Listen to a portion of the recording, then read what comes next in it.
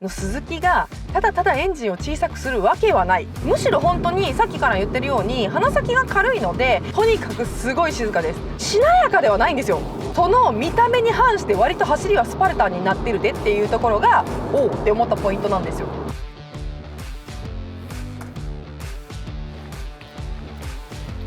はい、皆さんこんにちは。自動車ジャーナリストの今井ゆうきです。今日はこちら新型スイフトの CVT モデルの方のですね試乗をお届けしてまいりたいと思います。一般道試乗なんですけれども、エンジンが変わってますのでそちらの方ねご注目いただけたらと思います。それでは今日も最後までご覧いただけたら嬉しいです。チャンネル登録と高評価ぜひぜひよろしくお願いします。新型スイフトの CVT モデルに試乗しながら帰りたいと思います。もうすでにここに来るまでですね50キロ以上乗っていて、大体その特性も分かってきた中でお話をしたいなっていうふうに思うんですけれども、まずですね、要所要所内外装と使い勝手編の中でもねちょっとお話ししました通り、実はですねエンジンが変更になっております。今回ね新型ということでですねフルモデルチェンジを昨年の12月にね行ったこの新型スイフトなんですけれども、その時にですね、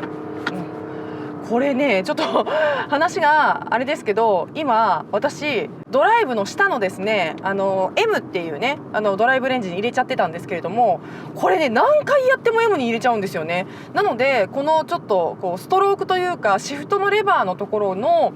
一番下まで行ってないはずなんだけれども、自分の中で体感 Dのポジションにガッと入れるとですね、なぜかその下に入ってしまってて、毎回ギア固定になっていってね一速で走ってしまっておーってなって、ギアをドライブに戻すっていうことをやってしまいがちなので、ここちょっと気をつけてください。もしかしたら同じようなことをしちゃう人が多いのかなと思って、すっごい柔らかいんですよこのシフトのレバーが。だから、レバーが柔らかいのとそのドライブのところでちょっと引っかかりがないのでガッと下まで下げちゃう可能性があるっていうのは私3回やって3回ともなってるからちょっとこういう感じのね作動のミスを起こしがちな形状なのかもしれないし、私がもう単に何回も学習しないだけなのかもしれないけれども、そういうことが3回も起こったのでちょっととりあえず言っときますね。はい、ちょっと話戻します。というわけで、昨年の2023年の12月にフルモデルチェンジをいたしましたこの新型スイフトなんですけれども、そのタイミングでエンジンが変更になっています。で 1.2 リッターっていうねエンジンの排気量は変わらないんですけれども、4気筒から3気筒にダウンサイズされました。というわけで新開発エンジン新開発 CVT 搭載ということになっております。というわけで、エンジンが小さくなっているっていうのが一つ大きなポイントで、カタログ上ですねなので、最大トルクも最大出力も下がったように表示をされています。なんですけれども実用域で、鈴木の方曰くね実用域でのそのトルクの盛り上がりであったりとか、その走行に対する出力っていうのは全くその遜色のあるものではなく、むしろちゃんと数値的にもですね担保されたものですよっていうふうにはおっしゃってました。でそこに関しては確かに走っててものすごいちゃんとスイフトらしいねキビキビしたすっきりした加速っていうのを感じることができたので、そこはね確かにそのエンジンは小さくなりましたけれども、ただただねスズキがただただエンジンを小さくするわけはない。ちゃんとその辺はスズキの技術力とそのお客様を思う気持ちみたいなのを信じて買ってもらって構わないと思います。なので4気筒から3気筒になったことによってちょっとドライブフィールが変わったな、個性が変わったなっていう感じはもちろんありますけれども、その出力とか、それからトルクとかが、実質下がったなっていう感じは実はあんまりないです。特にトルクに関してはすごく気になると思うんですけれども、進み出しですよね。時速0キロからの加速とかのもたもた感とか走らない感というかね進まない感みたいなのは全くないので、むしろエンジンが小さくなって鼻先が軽くなった分ですね、あとマイルドハイブリッドっていうのもあってね、その時速0キロからの進み出しっていうところに関してはもう全くもって何の不足はないので、そこを本当に安心してもらいたいなと思いますし、個人的にもですね全然いいじゃんみたいな感じでした。むしろ本当にさっきから言ってるように鼻先が軽いので結構ねハンドリングが楽しくなった部分もあって、4気筒3気筒なのででも変わるかね、あんな重たいものがねちょっと鼻先に乗っかってるのでやっぱりどうしても特性変わってくると思うんですけれども、よりキビキビとより軽やかになったかなっていうのはすごく感じるっていうふうに思います。なので、3気筒4気筒っていうね、そのエンジンのダウンサイズに関して、エンジンダウンサイズしても排気量変わってないからダウンサイズっていうのかな、ダウンサイズって言うんだよね、シリンダー1個ないからね。はい、こちらに関してはですね、本当に安心してくださいというところは繰り返しお伝えしておきたいなと思います。で、3気筒ならではのばらつきがあるかっていうと、それもないです。4気筒ね、非常にフラットなエンジンですけれども、3気筒とねちょっとこう、形が違うので強心音とかの出方とかが気になってる人もいるかもしれないんですけれども、ここもすごく本当にジェントルというか静粛性も高く、また揺れもあんまりないので、ここも1.2 っていうね小さいエンジンっていうのもありますので、ここはもうさほど気にすることは全くない。むしろちゃんとこうキビキビ走って楽しいなっていうことを感じています。で、この秘訣としてはやっぱり合成が上がってるっていうところが、一番大きいのかなっていうふうに思うんですよね。今回新型車にはなりますけれども、プラットフォームは刷新ではなく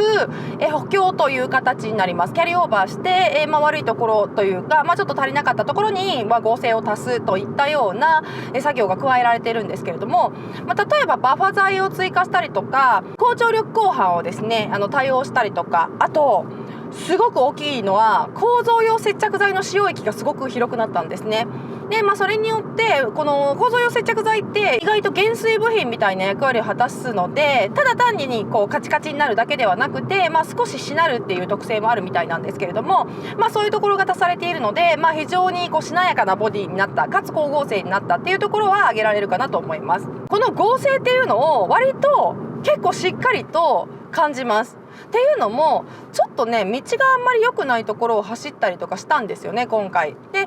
この市場の前に、撮影しているエリアのところの近所にですね石畳みたいなところがあって、そこなんかチェックポイントとして自分の中で必ず市場の時は行くんですけど、そこでこうちゃんとただねちょっと後でお話ししますけれども、まず合成の話からするとちゃんと本当にしっかりとボディが固まってるなっていうのをすごく感じました。ちょっと合成高すぎるなと思うぐらい、そのものに対してというかそのエンジンパワーに対して合成高すぎるなと思うぐらいボディがしっかりしているというのは特徴の一つとしてあると思います。それによって、さらにもう一つプラスがあるとすれば、すごい静かなんですよね。びっくりした。これは本当に静かなんですけれども、これはね CVT の進化もすごく大きいと思いますけれども、ロードノイズとかその足回りからの音の入りっていうのをすごく綺麗に、消しているっていうところもあるんですよね。で、これに関してはバッハ剤追加したりとか、それから接着剤とかもそうですけれども、こう消音に関するですね、あとダッシュ剤厚くしたりとか、そういうのもですね工夫をされていて、コンパクトのハッチバック、特にスイフトってねその価格がすごくお買い得な車なので、めちゃめちゃ高いその消音材をたくさん使うわけにはいかないっていうのと、あと消音材入れちゃうとすごく重くなるっていうのもあるので、この 1.2 リッターに負けちゃうっていうね、ボディが重くなっちゃうっていうところもあると思うので、そこはすごく工夫されたんだなと思うんですけれども、とにかくすごい静かです。で、その静かっていうところをすごくこれいいわって思うところは CVT がすんごい静か。ね、私の動画でも CVT は昔の CVT じゃないよっていうお話はすごくしてるんですけれども、これスバルの車とかもそうですよね。もうね昔の CVT とか、軽自動車とかに搭載されてるの CVT とはもう全然質感が違います。忘れちゃう CVT っていうことを。トランスミッション自体のだからそのなんていうんですかね、モーター音みたいな高周波音みたいなのがないんですよ。なので純粋にエンジン、それから純粋にロードノイズみたいなのはもちろん入ってきますけれども、トランスミッションの煩わしさっていうのは全く本当にもう断言できる全くないです。すごくいい。ここはさすがっていう感じがしますね。なので走っていて、非常に質感の高さっていうね高級感っていうのをそこで感じる部分でもあります。それに対してこのハンドリングとかなんですけれども、これももうさすがですよね。これはもうちょっとその先ほど言った合成とかいうところにすごくつながっている部分だと思うんですけれども、とにかくボディがしっかりしてるのでハンドルした時によれたりとかしないっていうのと、あとそのロール値をあんまり高くならないように抑えてるっていうところが改良ポイントの中にもあるみたいなんですけれども、ここもスタビライザーのその特性を変更したりとかもしてるみたいですね。それによってあんまり傾きのないですね、ロール値の少ない走りっていうのを実現してますよというふうにはおっしゃってました。あとリアサスのですねストローク量を上げたりとかしていて、ここの前後のバランスっていうのもすごくいいんだろうなっていうふうに思うんですよね。コーナリングの時のそのハンドリングの良さっていうのが、そういうところにも、サスペンションからの特性っていうところにも現れているのかなっていう感じがして、とにかくその走っていてこの軽やかさ、機敏さ、それからそのレスポンスの良さっていうところはスイフトらしいというか、スイフトらしさにさらに磨きをかけて高級感につなげたなっていう感じがしていて、好感度を持てる改良になってるかなっていうふうに思います。ただここからは本当に好みですし、おそらくスイフトを選ぶ人は歓迎する部分でもあるところなので一概に悪いところではないんですけれども、しなやかではないんですよ。そのコーナリングはものすごいしなやかですし、ロール値も抑えられているんですけれども、そのロール値を抑えられているっていうところから推測していただくとね、今結構その路面が荒れているところを走ったんですけど、私はこれを東新橋にあるねスズキの本社の広報車の窓口からお借りして乗り始めたんですけれども、ちょっとおしゃれなエリアにあるんですけどね、石畳みたいになってて、ちょっとね路面の変化が割とタイヤに伝わりやすいエリアなんですよ。でそこで走ってて思ったんですけど、あれ足硬って思ったんですよね。でさっきみたいなそのアスファルトの欠けとかその割れみたいなところにバッて入ると、割と今回ねスイフトは見た目ちょっと優しげになったんですよね。で先代までのスポーティーで鋭角なというか、その鋭いデザインではなくて、少し街に馴染むようなちょっと優しさを手に入れた。なんか鈴木って最近優しさ気にしますよね。アルトとかもそうだけど。で思いつつその見た目に反して割と走りはスパルタンになってるでっていうところがおおって思ったポイントなんですよ。でそれが端的に現れているのが足なんですよね。今回16インチのホイールを採用しておりまして、16インチだけになっているのでワンサイズ設定になっているので、ここが、16インチぴったりねこのホイールのタイヤハウスの中にも綺麗に入っていて、とっても見た目にもかっこいいんですけれども、意外とインフォメーション取るなっていうような印象なんですよ。でこれがその優しげな顔に反してちょっと車の性格をスパルタンに見せているっていうところかなっていうふうに思ってます。ただ、ここ本当にさっきも申し上げた通り、その車の機敏さ、スポーティーさっていうところにも直結している部分でもありますので、この足のおかげでハンドリングすごいクイックだし、スポーティーだし、走ってて楽しい部分でもあるんですよね。なのであまりにも硬い足が好きではない人とかは十分にこの足の特性を分かった上で選んでもらえるとあまりがっかりしないで済むかなっていう感じがします。どちらかというとだからヤリス寄りっていうかコンパクトカーねいろいろ出てきましたけれども、例えばホンダのフィットすごい足柔らかかったりとかするんですけれども、どっちかっていうと特性としては割とトヨタ寄りというかヤリスっぽい感じのキャラクターになっているかなっていう感じです。割とスポーティーっていう方にね舵を切ったかなっていうような感じ。フィットとかはねちょっと優しさみたいな感じの割とロールを生かしたような足になってるんですけれども、競合と比べるとそういう感じがあるかなっていうイメージで、今回ですねせっかくなので、ADAS がねかなり進化したっていうことなんですけれども、ちょっと ADAS をやってみたいと思います。ステアリングの右側のところに車とそのメーターのボタンがあって、これを合わせると追従します。でこれがスペーシアとかにも搭載されていた、最新世代の ADAS になったっていうのが一つ大きな魅力、商品力になってるかと思います。最近ねこういう安全装置にお金使う人すごい増えましたけれども、そういうところも含めてですね、もう間違いのない装備になってるよっていうのが今回の売り商品力の一つ大きなところでもあるみたいなんですけれども、今ね前のトラックがどいて法定速度80キロまで再加速しましたけれども、結構ね最初しっかり加速するからあれって思ったんですけど、ここの速度の回復の仕方も割とナチュラルですね。今センターラインがちょっと消えたような道を走ってるんですが、レーンセンタリングとかはそんなに過敏じゃないですね。ここもこうすごいナチュラルな感じがします。ただそうそうこれねそもそも車線逸脱アラートがついててナビを合わせてなくても作動させることができるんですよね。だから普通に、高速に乗ってて例えばセンターラインに近づいてくるとググッとこうハンドルで戻すっていうような、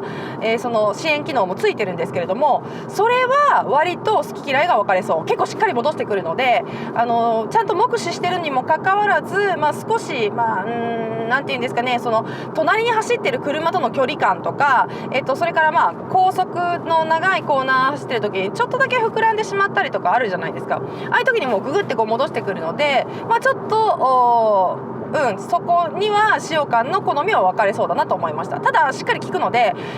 機能としては信頼できる機能だと思います。でその、レーンセンタリングアシスト、レーンキープアシストは、今高速で、法定速度でアダプティブクルーズコントロールを使っている状況だと全然作動しない、当たり前かしっかりと真ん中走っていてハンドルに手を添えているだけでもしっかりと真ん中走ってくれるっていうような印象はあります。これはね本当長くね、走っていると疲れちゃうところなので、こういう機能がね安全にこう作動するといいんじゃないかなと思うんですが、そこが最新世代になったっていうのもやっぱ最新の車をね買う魅力の一つだと思います。あまりにもこのエイダスがすごくそのジェントルなので、多分スイフト好きでスポーティーに走りたい人は自分でアクセル踏んじゃうんじゃないかなと思うぐらい、そのアクセルの踏み感とかそのハンドリングとかはめちゃくちゃいいんですよね。はい、そしてですね、もう一つやっぱりこの新型スイフトでものすごい利点だなと思うのが、めちゃくちゃ燃費がいい。めちゃくちゃ燃費がいいです。びっくりしちゃった。で今このエイダスを使って走っているっていうのと、それからエンジンかけ始めの時からちょっと取り回しをしてたっていうことがあって平均燃費が下がったんですけれども、その東新橋のスズキの東京支社から撮影ポイント千葉なんですけれども、千葉まで走ってる間私自分の足を使って走行してましたけれども、もうねびっくりした。平均燃費27とかいっちゃうんですよね。だから普通に高速とか走ってるとリッター30にどんどん限りなく近づいていくっていうね、本当に燃費いいなと思います。もうこれね同じような燃費のマネジメントしてるような、エンジンのサイズはこう輸入税とかにもありますけれども、こんなね30まで近づくとかいうのはこのマイルドハイブリッドの機構だとあんまりないかなっていうふうに思うんですよね。すごく燃費っていう意味でもまだまだね原油高続いてますから、すごく頼りがいがあるなっていうふうに思ってます。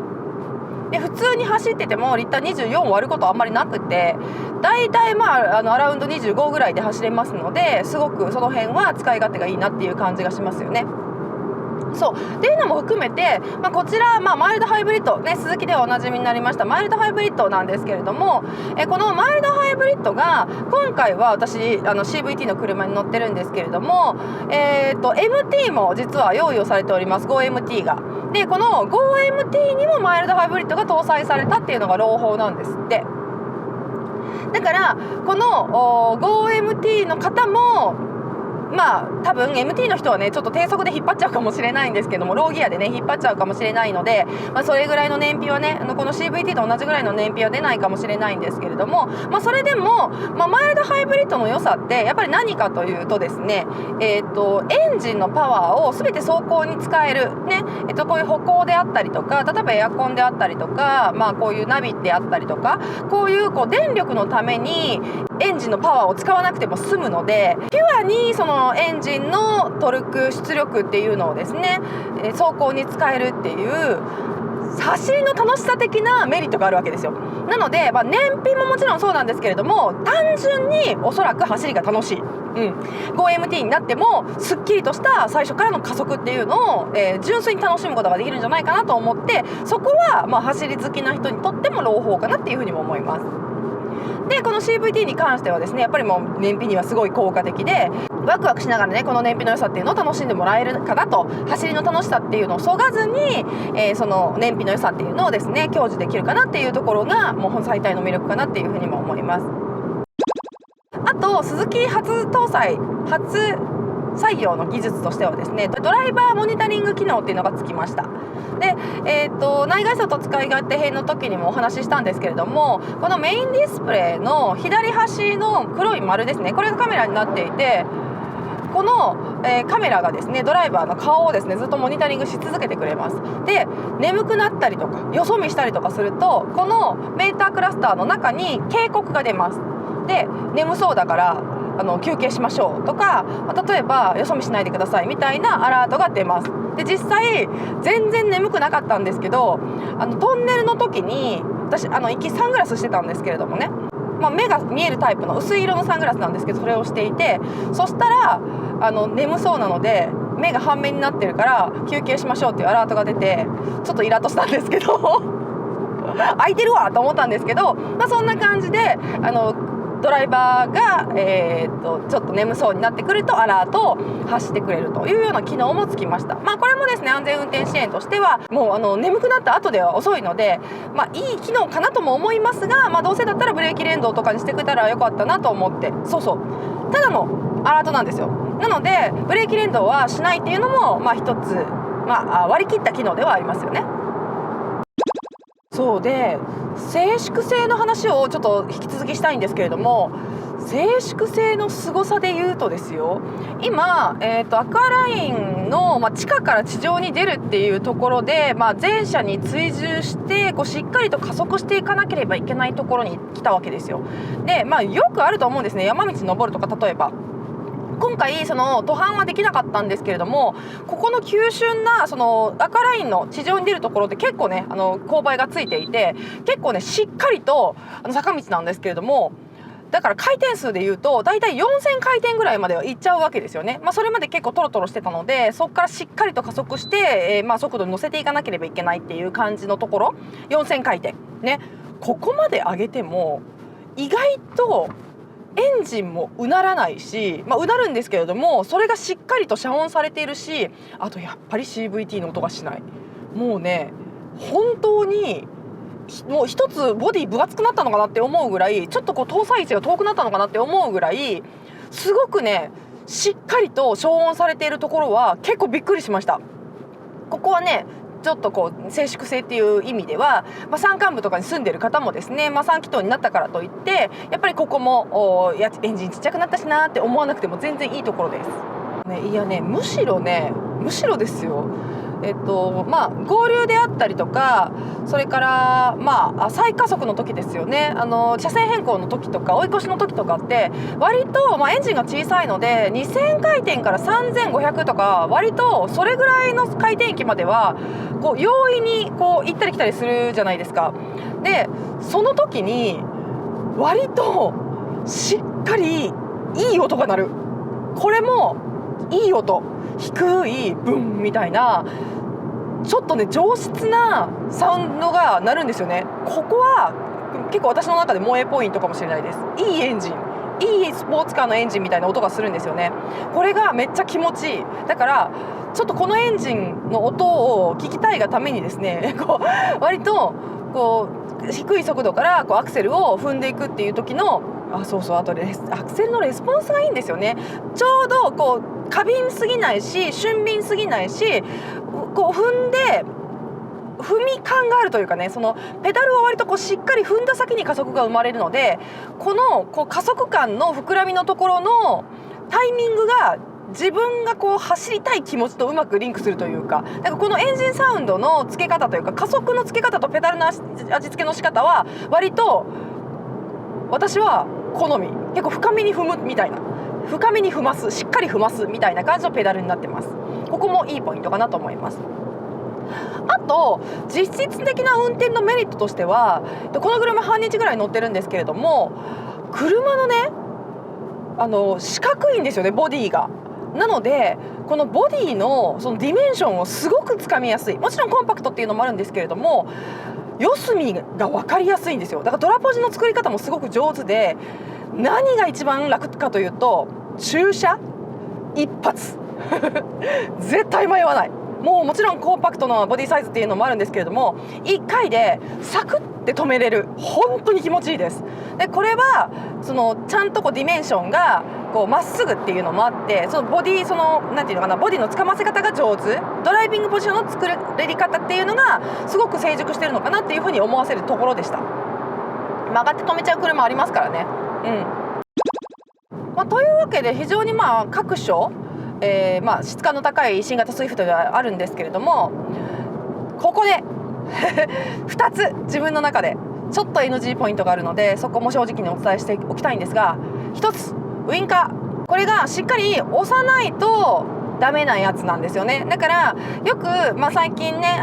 それこそコンパクトカーとか、軽自動車とかでももう採用してる車あるんじゃないですか。ちょっと軽く押すとこうね、ワンクリックというかワンプッシュで3回か5回点灯して勝手に消えるやつっていうオートリリースのウインカーがついてないんですよ。なのでしっかりと右左みたいな感じでちゃんとこう押し込んだりとか上げたりとかしなければいけないっていう。でこれ慣れてるとダウンサイザーとかにはきついかなって思うんですよね。輸入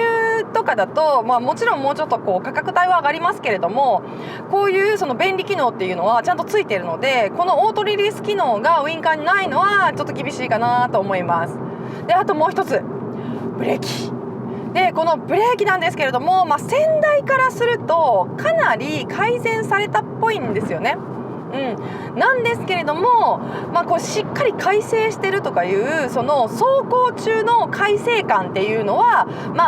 そこはナチュラルです。そうじゃなくてストップ&ゴーの時ですよね。信号待ちの時とかにその寝ちゃって張り付くみたいなブレーキを見せちゃうんですよ。そこが、だいぶ改善されたとはいえ惜しい、非常に惜しい、まだちょっと伸びしろあるんじゃないかなって思うんですよね。こう結構寝ちゃってなるので、完全停止する時に信号待ちの時にやっぱりよっこいしょってなっちゃうんですよ。でどれだけ自分がこうジェントルにブレーキを合わせていっても、最後の最後のところでこう寝ちゃってなっちゃうのでガクンってなっちゃうっていうね、そのちょっとそこだけしんどいかなっていうところはあります。こうマイルドハイブリッドっていうね、その特性もそのブレーキの強調制御ってすごく難しいんですけれども、そういうところ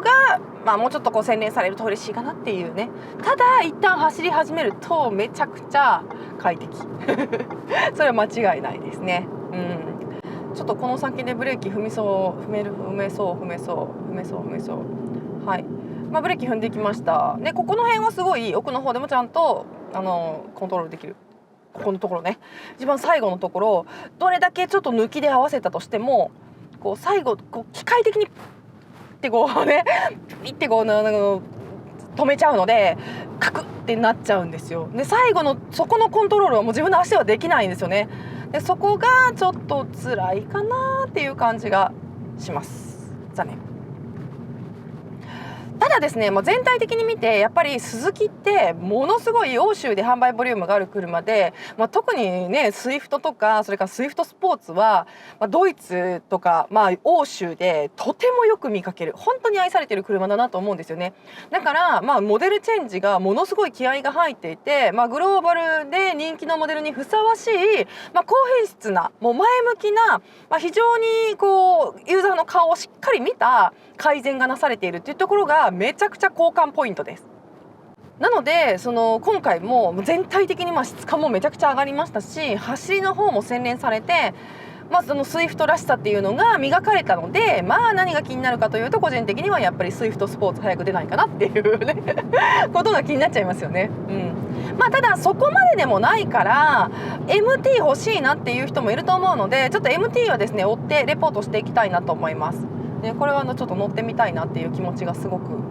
ワクワクしてきましたよ。はい、というわけで今日はこちらスズキの新型スイフトの CVT モデル2の一般道試乗をお届けしてまいりました。いかがだったでしょうか。エンジン新しくなりましたけれども、スイフトらしいキビキビさ、それからスポーティーさちゃんとありました。皆さんもぜひ販売店で試乗してみてください。それでは今日も最後までご覧いただきましてありがとうございました。チャンネル登録と高評価ぜひぜひよろしくお願いします。自動車ジャーナリストの今井ゆうきでした。バイバイ。